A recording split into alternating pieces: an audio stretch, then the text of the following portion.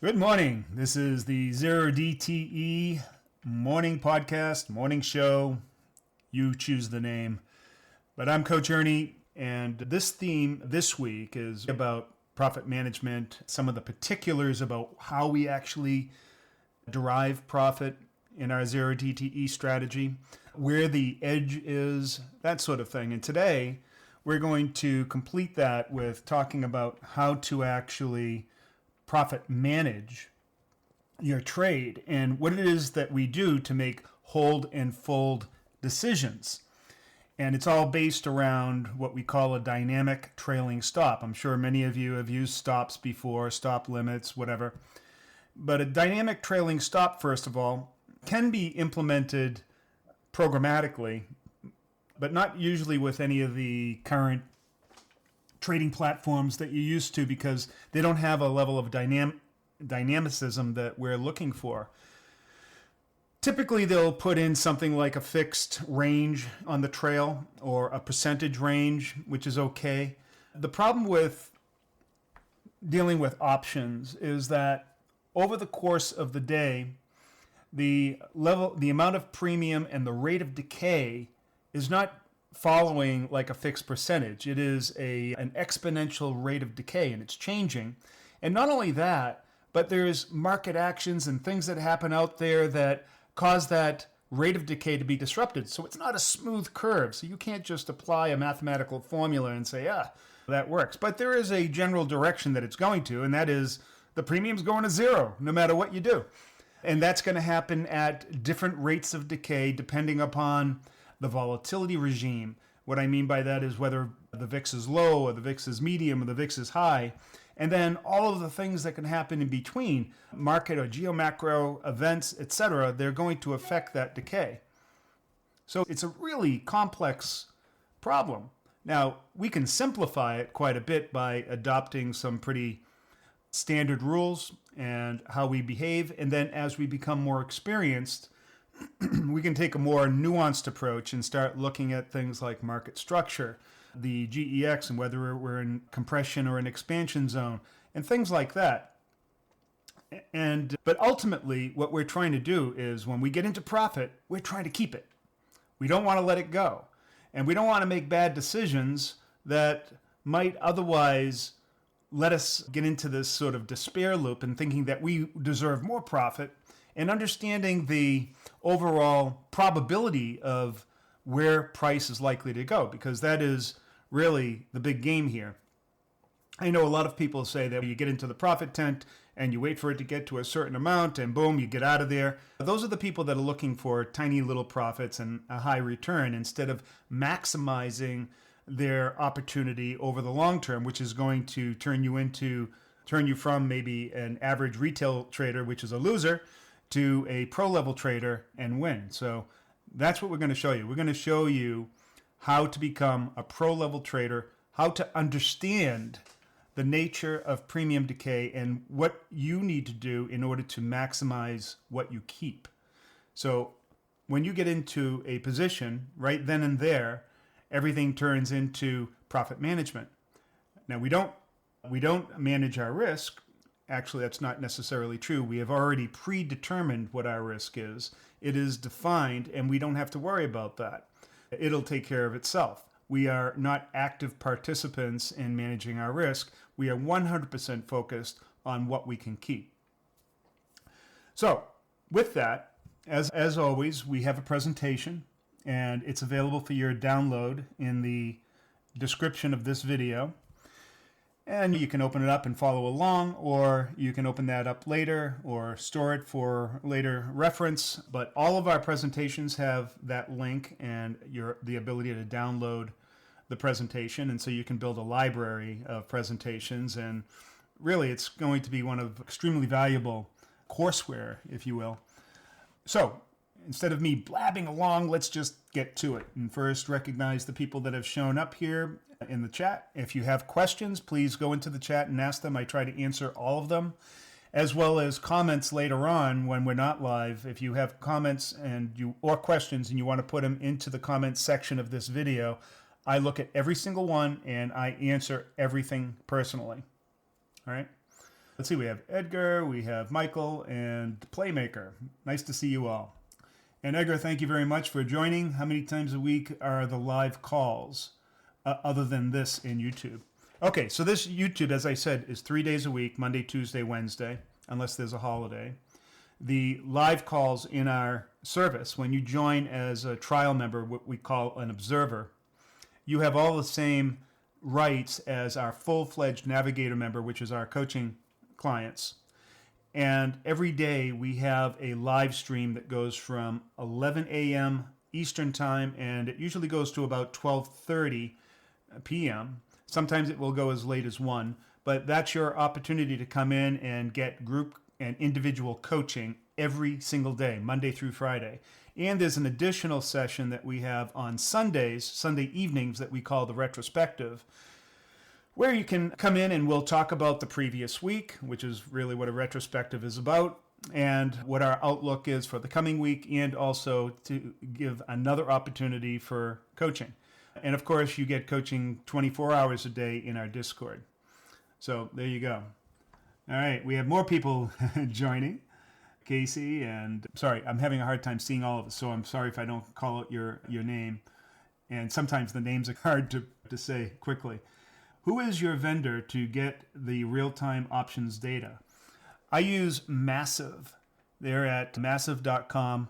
They were previously called polygon.io, but that's our data. And in reference to that, just recently they have taken out of beta their futures product. So pretty soon we're going to also be including the ES and other futures contracts in our tool. So that's a really great thing.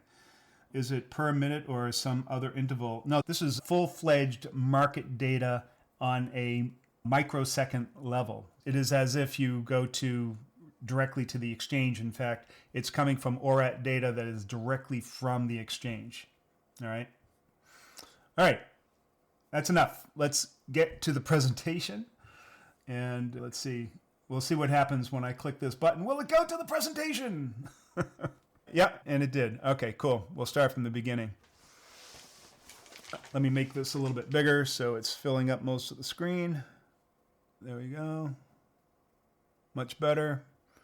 We'll get there we go. That looks good, right? Cool. The dynamic trail.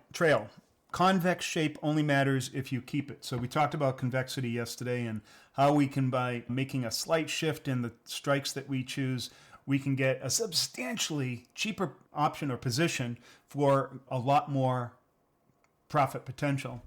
But that convexity plays itself in a lot of the trade itself.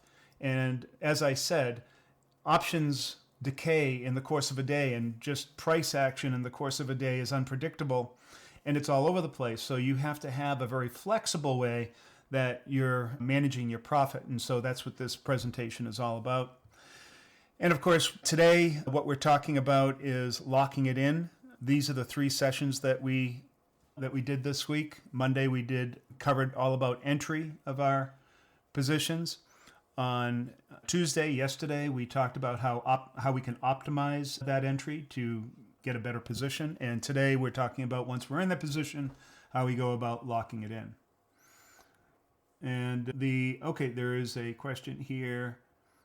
What is the link to see all the presentations for session 3, all episodes? You know what? I don't have anything like that yet, where you can see all presentations that have ever been committed, but I am going to put something like that together, probably a website or a page on our website that you can go to and then have an archive of all the presentations in the past. But I don't have that. The current link, if you want to, you can go to each presentation on YouTube, and you can see the link in the video description. All right. So again, if you like these presentations, give it a thumbs up. If you're not a member already to my YouTube or to my X account, subscribe and share it with a friend. All right. So we're on to now let's get into the meat of our presentation.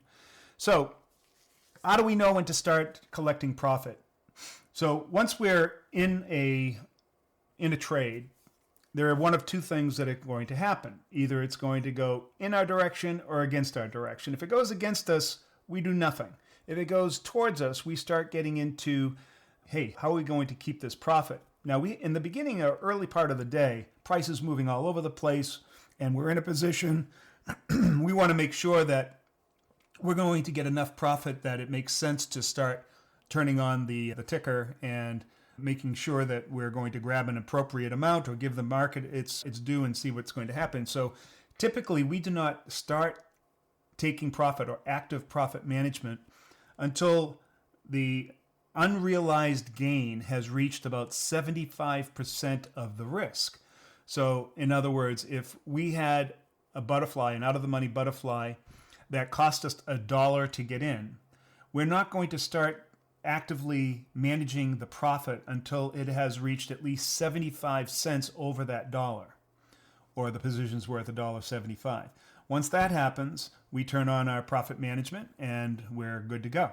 But that's what we generally do. We're waiting for it to get enough profit. Sometimes you get into a position and it shoots up really fast and very quickly you have maybe 150, 200% profit. That's fine.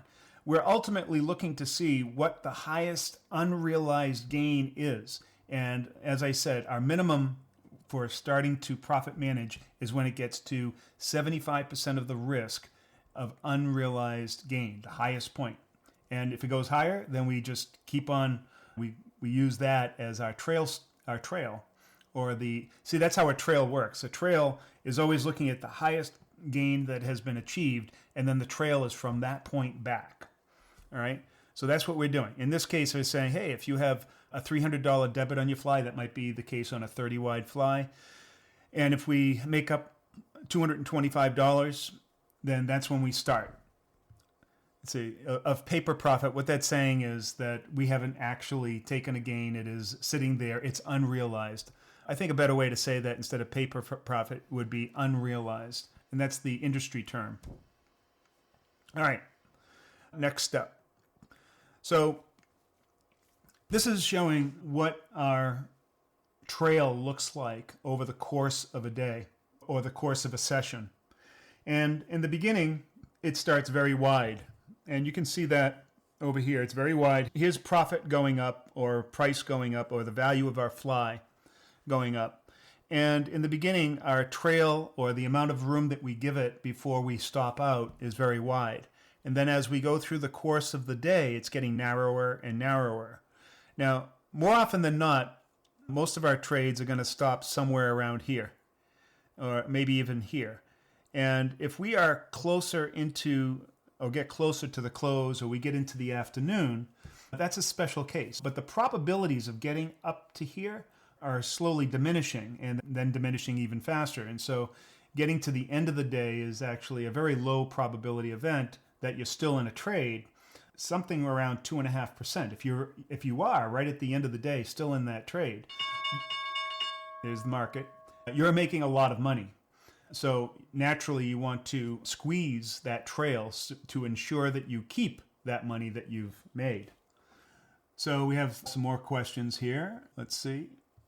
Coach, good morning. Let's say you paid $3 for a 30 wide butterfly option trade. Say profit reaches $5. I'm still a little confused at taking profit at 70. I didn't say take profit at 75%. I did not say taking profit at 75%. What I said is you start your profit management mode when you've reached 75% of the risk, right? Or anything over that. That's when you start managing your profit. That's when you put the trail on. That's it. I didn't say take 75% of the profit. Now, when you are in profit management mode, that's when you have to set the trail. And we'll talk about that in a moment. Let's see. Yugesh says, I appreciate that you talk about dealing with the emotions and preparing for it. Yeah, most of what we do is designed to minimize our emotions, but that doesn't mean that they go away. You get over your emotions through repetition and experience. And it doesn't mean that they'll ever go away. They'll always be there. All right. Jerry says, now I understand. Okay, good. Then we can move on. And David says, I know this is off topic, but my markup of market structure looked different from yours in the ES. What I interpreted as demarcation points missed the mark. Is this just a question of practice? That's exactly what it is. It's practice. coming into the Discord and asking questions, going to the live stream and asking questions directly. You ask in a live stream, you're going to get an immediate answer in our service. And not only that, I might go overboard and give you a full-blown lesson, but that's what you have to do. This is all about engagement in our service.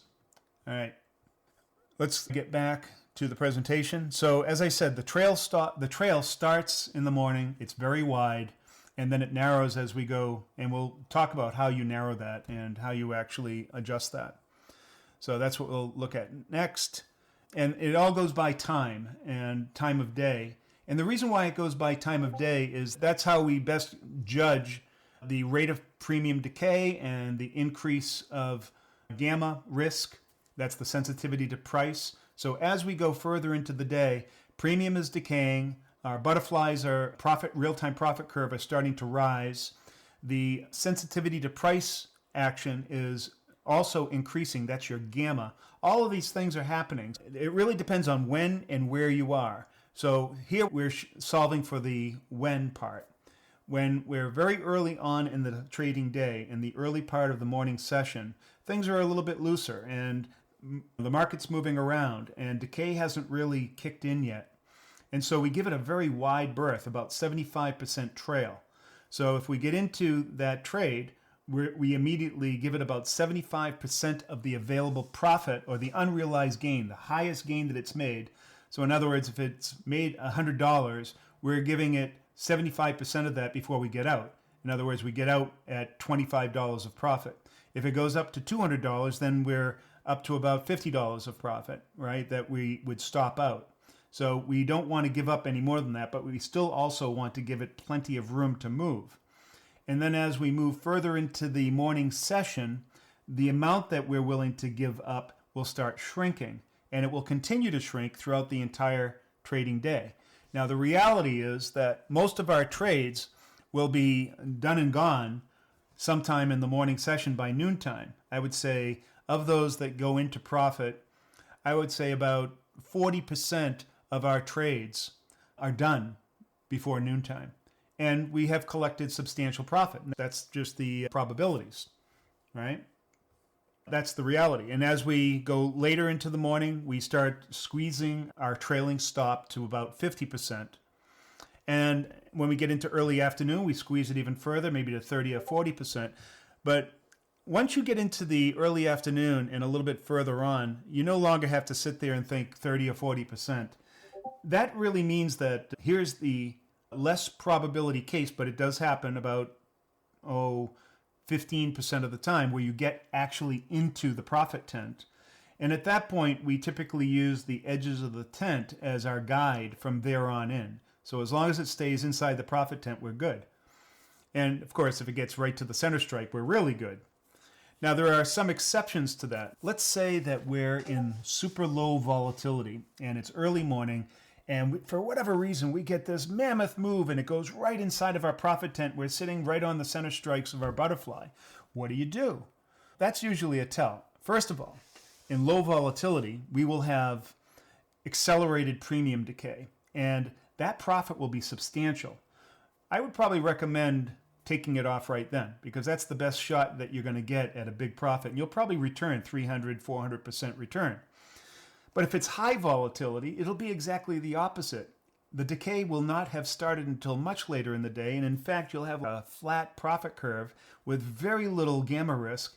And so if it moved all the way to the center strike very early on, I would just sit on it, because you don't have that much profit and there's not much to do. You probably have enough to start your profit management, but it's not going to kick in because the profit curve is super flat. And that's the difference between low and high volatility. And all of these things are things that you're going to experience over time in different market conditions. I'm just pointing out that it's not one size fits all, and it will certainly change dramatically from low volatility regimes to high volatility regimes. Now today, we are definitely moving up the ladder in terms of high volatility. In fact, why don't I just switch over to TradingView and take a look at where volatility is currently. And this is actually our markup for the day, where we're looking at today's session, which is right here. But I'm going to go to the VIX and we can see very clearly that we're starting to move up in the VIX over here. We're into the Goldilocks zone. We're right around 21 on the VIX, and the midpoint of the bottom of the Goldilocks zone to the top of it would be about 24.5, right about here. So we're a little ways from that. But this is the reason why we call it the Goldilocks zone is from a trader's point of view. This is elevated volatility. It gives us just the right amount of price action, premium decay, and lower risk, being able to get into trades much cheaper and go much wider. And it's a much more comfortable place from a zero DTE perspective. Actually, just from any options trader's point of view, this is a much more comfortable place if you are actually a premium collection machine. This is the place where you want to be. That's why we call it the Goldilocks zone. We're on the lower half of the Goldilocks zone, which is good. We could go up if price continues to fall. We could go even further, but this is exactly where we want to be. This is ideal from a trader's point of view. So let's go back to the presentation. All right. Cool.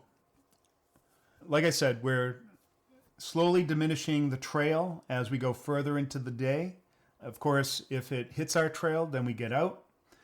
We really, when you're first doing this strategy and you're new to it, you don't want to sit there trying to guess where price is going. You want to be all about keeping the profit that you have, the unrealized gain, and then move on. As you become more experienced, you'll start finding that you can be a little bit more nuanced on your decision making and your hold and fold decisions, and you'll understand when there is a higher probability of risk, or there's greater risk, and get out sooner. And then other times when you can be relaxed a little bit and allow it to give it some room. But that comes with time and experience. In the beginning, as an observer or a trial member, or even in your first few months, you need to really focus on profit getting. Keep the profit that you have. As you get better and better over time, you'll be able to get deeper into those trades and more often than not, grab those big profit bangers, right? That's my advice to you.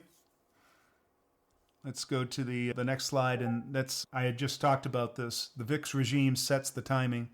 In low VIX, the decay accelerates very early, and the cake is mostly baked, right? So that's why I said that in low volatility, if you move directly into the profit tent, just take the profit. That's about the best you're probably going to expect. And the chances of it staying there inside of your profit tent are very low. And it's going to be a great return anyway, so I would be right on it. But if it's high volatility, it's a completely different story. And so in high volatility, you have a little bit more time to hang around and try to figure it out, because the premium decay doesn't really start until later in the day. And that's because in high volatility, as we've seen in previous presentations, the rate of decay of premium is delayed. And that, in fact, inflates all of your options and keeps that decay down, giving you plenty of time and lower gamma or sensitivity to price to be able to do what you need to do. So again, these are all nuanced things that most options traders and retail traders have no clue, have no idea that this is actually happening. But as a zero DTE member, a fat tail member, you're going to become an expert at premium decay rate and optionality. And that's going to give you tools that will allow you to maximize the amount of profit that you can take and keep you on top of that game. There's just no doubt about it. We're showing you a professional way of managing profit and premium dynamics, or option premium dynamics. Let's see, we have a few more comments I'd like to get to. Mr. Aaron. Thanks, Ernie. Over the past 28 days, I've had 2 to 7 Xers and a 10 Xer. Still learning if I can keep the rules, but they definitely pay. Thank you very much for saying that. And you have one more comment. In your study, why did you stop at 50 wide? Would there be a situation where the width would be 60 or 80 wide? What you're talking about is the app, and it does stop at 50 wide. But you're absolutely right that there are some cases where you might go to 60 wide, but they are less common and only happen every once in a while. Let's take a look at the VIX so that you can see exactly what I'm talking about. and our VIX playbook on TradingView. So we can see the times that we get up into that level of higher volatility are fleeting. So see up here, 50 plus wide. That's in the chaos zone. And look how often that happens. Very rare. Very rare. So the answer to your question is, yeah, we can go wider, but there are diminishing returns once you go beyond 50 wide when volatility is down to here. But if we get up into the chaos zone, yeah, I would say swing for the fences, make those butterflies pretty wide. You're going to still have to look at that from a perspective of the total cost of that trade. But you'll find that as you go much wider like this, the cost of your flies will become even cheaper. And so that will give you the opportunity to go much wider. But as I said, it's not a very common occurrence. It happens every once in a while. And when it does, it's like Christmas. There you go. All right, let's go back to the presentation. All right. So here's a rookie mistake that happens quite a bit. You're inside zone one. You're getting close to the profit tent, maybe right on the edge out here somewhere. And you're thinking, man, it looks like we're getting close to that profit tent. Man, I love these 300, 400, 300% winners, but man, if I could get inside that profit tent, I could get 500, 600, 700%, as Mr. Aaron had said earlier, which it will definitely happen. And so I'm going to hold on here no matter what. And they'll stay there all day. And then what will happen is premium will decay. The profit and the amount of profit that they have will start diminishing. And if they don't ever take the profit, they'll go to zero. And so they're sitting there. They could have taken $300-400 of profit, and they didn't. And not only that, did they lose out on that $300 or $400 profit, but they also lost out on the risk that they took. And so they also lost on the $200 it cost to get into that trade, or $100 or whatever it is. And that's a huge swing. So instead of taking, say, $300 of profit, you have a $500 loss, right? That's a huge swing in your account because you were too stubborn to take what you perceive as a smaller trade, right? You are better off taking that, even if you got out of that trade and it eventually went into the profit tent, because you don't know if that's going to happen. You don't know if it's going to go in the profit tent or go the other way. At any point, it's still a 50-50 shot. And so you have to assess the risk there. And the risk management is trying to keep you in the game and keep growing your account. And so if you are a rookie and you're sitting there trying to, or hoping that you're going to get in the profit tent every time, you're missing the bigger picture here. Because if you understand, the odds of getting inside the profit tent are relatively small. It's only about 12.5, 15% that you're going to get inside that profit tent on any given day. But it's about almost 40% that you're going to be in position to make substantial profit, 50% overall. And so you cannot give those up for the hope that you're going to get a much larger profit. You're going to realize over time how you get there, and when those situations happen, they just happen, and you accept them. And that's what it is. It's all about acceptance. Don't be a rookie and give up profit in hand for hope. What do they say? A bird in hand is worth two in the bush. And that's exactly the case here. All right? So don't give that up. Super important. All right. Next slide.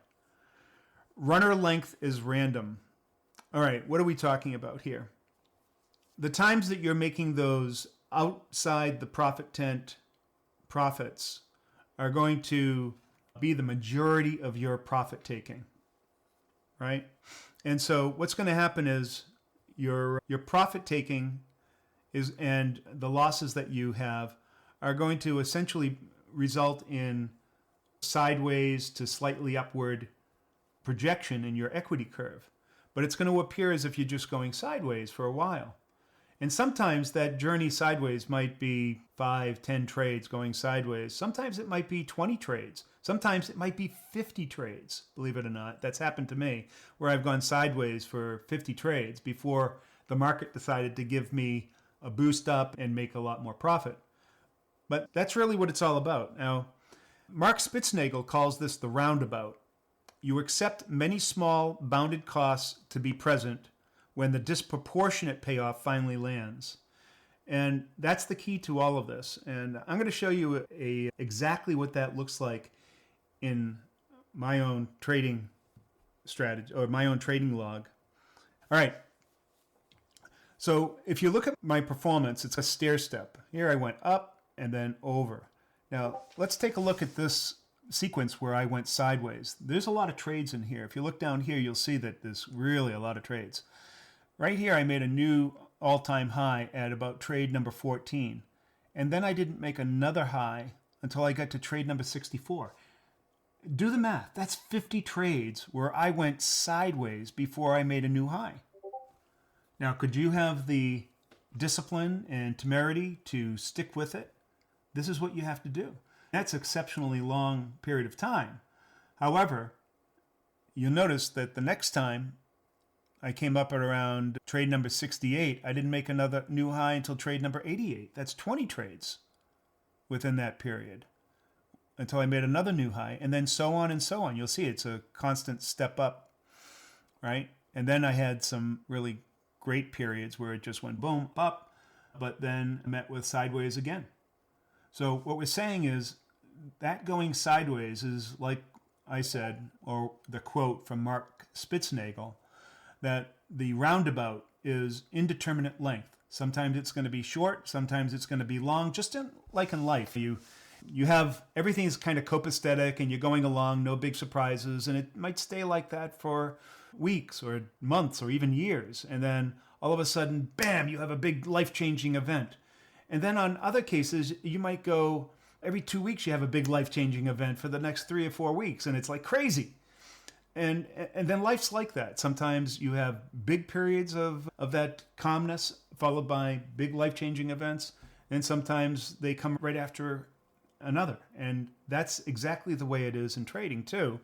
You have these periods of sideways or runners and then risers, runners, then risers. But the runners are typically short, medium, or long, and then the risers are usually short.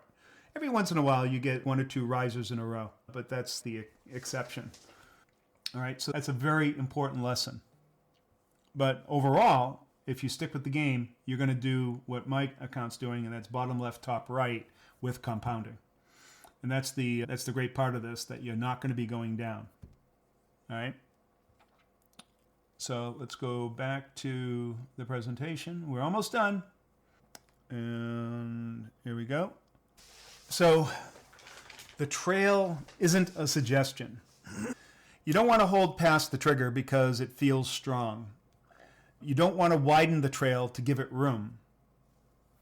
Don't second guess the closed side tightening, right? This is all very important.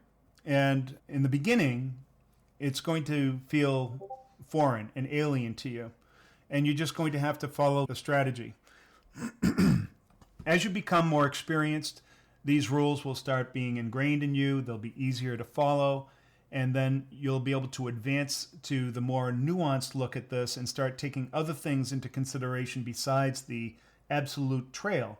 So for instance, when it hits the exact trail, sometimes you might give it another couple of points because you see a structural level right behind it, or that you're in a gamma flip zone or a gamma wall and you think that's going to provide a little bit of support. But as a new trader, you don't want to be thinking about that. That's too much to crowd into your brain. You want to just use a simpler mechanism of the trailing stop and then just follow those rules and you'll be fine. As you get, as I said, more experienced, the nuance will start kicking in and you'll do better. If you try to go the nuance route early on, you're going to lose. You're definitely going to lose because you don't know what you're doing.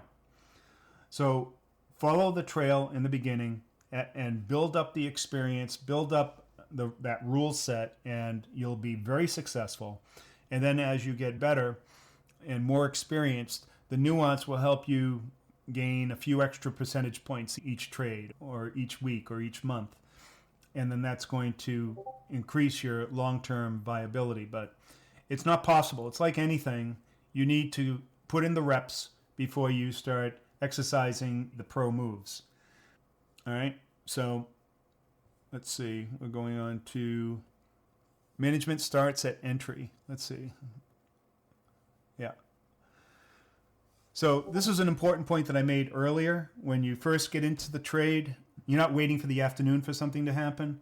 As soon as profit starts hitting gains, or you start getting unrealized gains, that's what you're focused on. How much money have I made? How much money do I want to keep?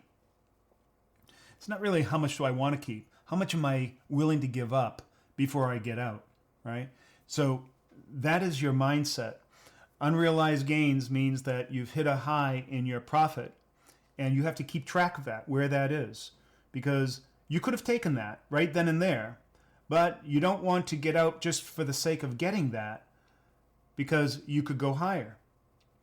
And so that's why you set your trail, to give the market enough room to move so that it can go higher. There are certain things that are going to come into play that's going to say, hey, the risk is getting too high. I just hit this unrealized gain, and man, I'm sitting here with a 4-bagger or a 7-bagger or a 10-bagger. What are the odds that I'm going to get an 11-bagger? Is it worth staying in for an 11-bagger when I have a 10-bagger? In other words, 10 times the profit for 11 times the profit, right? That's an easy answer, right? I don't want to give up, say, $300 to make $100 when I'm sitting there with $1,000 profit. In other words, I'm sitting at $1,000 profit, and with price maybe the way it's moving, it could go down. I could lose $300-$400 of that. I'm not going to hang out there to make another $100. That doesn't make any sense. So I assess the risk right then and there, and I take it if I think that the risk is too high. Now, those types of decision making is, like I said at first, that's a lot to take in. So that's why we put on these trailing stops and we say follow those rules. But over time, you're going to get a very good feel for this. And as I said, the market isn't going to deal you out this perfect tick-by-tick record and playbook saying do this, do that. It just doesn't work that way. The market is going to try to fool you and beat you up.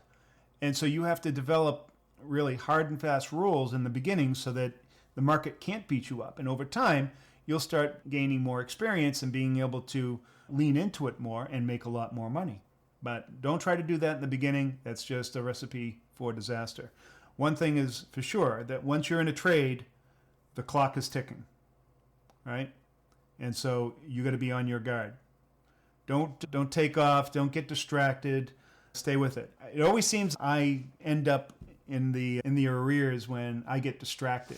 So, for example, what are the number one things that distract me? Let's see. Oh, I look at my mail, or I decide that I've got a break here. I've got enough profit. I can go upstairs and make myself a sandwich and come back down. Or the wife comes down and starts asking me questions. That one's unavoidable, because if she's asking questions, I got to answer them. But there are some times where I'll say, stop, can't talk to you right now. If it's that important, come back this afternoon. You need your concentration. You're in this to make money. You don't want to give up what you've made. And so put the effort into it and clear those distractions the best you can. Make sure that you're in a position that you can hold on to what you've made. Because like I said, most of the profit taking is going to happen in the morning session. And if you get into the afternoon session, now you're talking about some serious cash. And so you want to be able to have clear mind, no distractions, and being able to focus on keeping that profit. And don't be slow to take the profit. Take it, and be done with it, and you're good for the day. All right. I think that's it. I think we had one more slide. Yes, we have one more. Oh, this is the important slide. And that is, when you join our service, you are not buying just a preview. You're buying a transformation. You're buying 4 weeks in our service. And within that 4 weeks, you're going to go through at least 3 big cycles per week. One of those weeks you have to allot to just getting orientated and looking at the courseware and asking questions. And then the next week you're going to jump right in to either real live trading or paper trading. And you're going to start each week analyzing your results. And so you should, by the end of 4 weeks, have 3 major cycles under your belt. And you're going to be well on your way to becoming a consistently profitable, independent, and pro-level trader. And it all starts with taking the trial. Go to fattail.ai/try. All right, this is my shameless self-promotion. Now we'll get to this. I want to thank everybody for being here. I really appreciate the fact that you've gotten here. Please give this presentation a thumbs up. Make sure you download the presentation so that you'll have it for your own archives. And soon I will build a page that will allow you to download all the presentations, or you can just go through and watch all of these previous shows and then just download it directly from there. All right. Thank you all very much. Really appreciate it. Hope you all have a great day. Take care. Peace.